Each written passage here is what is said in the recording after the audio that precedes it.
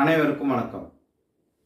குழந்தை கவிஞர் அழ வள்ளியப்பா அவர்களின் ஈசாப் கதை பாடல்களில் குரங்கின் குறும்பு கதையை கேட்கவிருக்கிறோம். ஒரு ஊர்ல ஆழம் குறைவானது இருக்கக்கூடிய ஒரு குளத்துல 2 பேர் வலை விரிச்சு மீனெல்லாம் பிடிக்கலாம் அப்படின்னு சொல்லிட்டு வலையை போட்டு மீன்கள்லாம் பிடிச்சாங்க.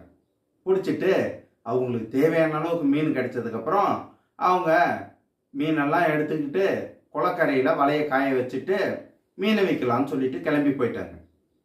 இவங்க இப்படி கிளம்பி போனதுக்கப்புறம் இதை மரத்து மேலே இருந்து ஒரு குரங்கு, வயசான குரங்கு ஒன்று பார்த்துட்டு இருந்தான்.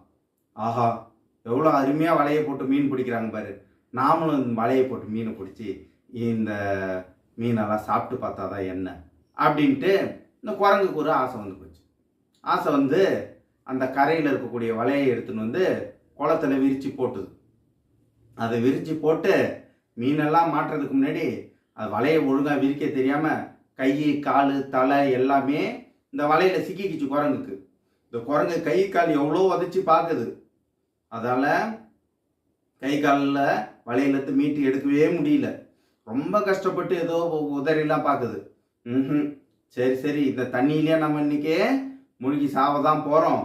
நம்ம மந்தியா பிறந்துட்டு மனுஷனா நடக்க நினைச்சோமே, நமக்கு பழக்கம் இல்லாத வேலையாச்சே.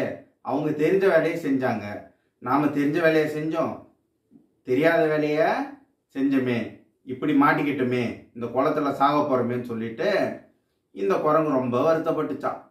இதுக்கு தாங்க சொல்லுவாங்க பழமொழி ஒன்று, தெரிஞ்ச வேலைய விட்டவன் கெட்டான், தெரியாத வேலைய தொட்டவன் கெட்டான்.